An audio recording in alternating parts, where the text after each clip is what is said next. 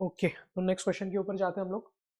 Next question जो दे के रखा है, तो ये भी देख के हमें पता चल रहा है कि यहाँ पे भी हमें ट्विन इंटीग्रल्स की जो प्रोसेस होती है उसी का यूज़ करना पड़ेगा।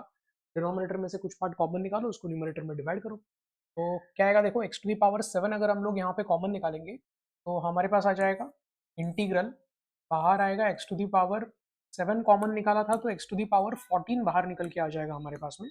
एक्स टू दी पावर 14 अंदर बचेगा हमारे पास में 2। फिर एडिशन में आ जाएगा हमारे पास में एक्स स्क्वायर है, एक्स रेस टू 7 बाहर निकाला तो बचेगा 1 upon x to the power 5 plus 1 जो कांस्टेंट है वहां पे बचेगा 1 upon x to the power 7। Whole power 2 है, ऊपर dx है, और 5 times x to the power 8 plus 7 times x to the power 6 हमारे पास एज इट इज है। अभी एक्स टू दी पावर 14 को यहाँ पे अगर हम डिवाइड करेंगे तो इंटीग्रल बचेगा हमारे पास में 5 upon x to the power 6 plus 7 upon आ जाएगा x to the power 8 into d x upon denominator में क्या आ जाएगा 2 plus 1 upon x to the power 5 plus 1 upon x to the power 7 the whole power 2। ठीक है, तो अब यहाँ पे हमें सब्सटीट्यूशन करना पड़ेगा। तो सब्सटीट्यूशन क्या करेंगे हम लोग यहाँ पे, तो 2 plus 1 upon x to the power 5 plus 1 upon x to the power 7 को अगर हम t से सब्सटीट्यूट कर देते हैं तो इसका जो डिफरेंशिएशन आएगा वो क्या आएगा, 2 का तो 0 हो गया, एक्स रेस टू माइनस 5 का क्या होगा, minus 5 upon x to the power 6 minus 7 upon x to the power 8 whole into d x is equal to क्या आ जाएगा, डी टी में कन्वर्ट हो जाएगा।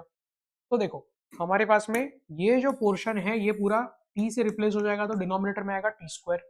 फिर ये जो पूरा पोर्शन है ये कन्वर्ट हो जाएगा हमारे पास में, माइनस साइन कॉमन निकाल के डिवाइड करना पड़ेगा, बाकी सेम टर्म आ रही है तो ये माइनस डी टी में कन्वर्ट हो जाएगा। तो देखो इंटीग्रल क्या बनेगा हमारे पास में, इंटीग्रल आएगा integral of minus d t upon denominator में क्या आ जाएगा हमारे पास में टी स्क्वायर। तो t to the power minus 2 हो जाएगा, उसका integral t raise to minus 1 upon minus 1 आएगा, माइनस माइनस प्लस हो जाएगा। तो आंसर क्या आएगा तुम्हारे पास में 1 upon T plus C is the final answer.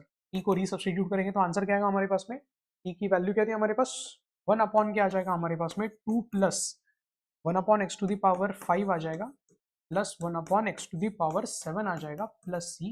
ये हमारा फाइनल इंटीग्रल आ गया। अब बोला गया है कि ये एफ ऑफ एक्स है, तो ये एफ ऑफ एक्स जो है वो हमारे पास में फंक्शन अवेलेबल हो गया है। अब ये अगर एफ ऑफ एक्स होगा, अब एफ ऑफ जीरो हमें जीरो दे के रखा है, तो एफ ऑफ जीरो अगर जीरो है तो हम लोग यहाँ पे क्या कर सकते हैं, हम लोग यहाँ पे एफ ऑफ जीरो को जीरो से इक्वेट कर देते हैं। तो f of zero is equal to क्या आ जाएगा 1/2 प्लस सी, और ये जीरो दे के रखा है तो सी की वैल्यू क्या होनी पड़ेगी हमारे पास में, एफ ऑफ जीरो डायरेक्टली तो ऐसे जीरो पुट नहीं कर सकते हम लोग यहाँ पे, ये रिड्यूस्ड फॉर्म में जो रहेगा x greater than equal to zero दिया, ठीक है। तो ये जो फंक्शन है ये कौन सा रहेगा हमारे पास में, इसको पहले हम एफ ऑफ एक्स को ही रिड्यूस फॉर्म में लिख लेते हैं। एफ ऑफ एक्स क्या आ जाएगा हमारे पास में, एफ ऑफ एक्स आ जाएगा, f of x will be equal to x to the power 7 upon आ जाएगा 2 times x to the power 7 plus x square plus क्या आ जाएगा 1 प्लस सी। अब एफ ऑफ जीरो अगर हम चेक करेंगे तो एफ ऑफ जीरो आ जाएगा हमारे पास में, ये पूरी टर्म तो जीरो ही हो गई, प्लस सी इक्वल टू क्या है, जीरो दे के रखा है, तो जो सी है उसकी वैल्यू भी हमारे पास में क्या आ गई, जीरो। अब पूछा क्या गया हमें, then the value of f of one is, तो एफ ऑफ वन क्या रहेगा, तो एफ ऑफ वन की वैल्यू देख लेते हैं हम लोग यहाँ पे एक बार।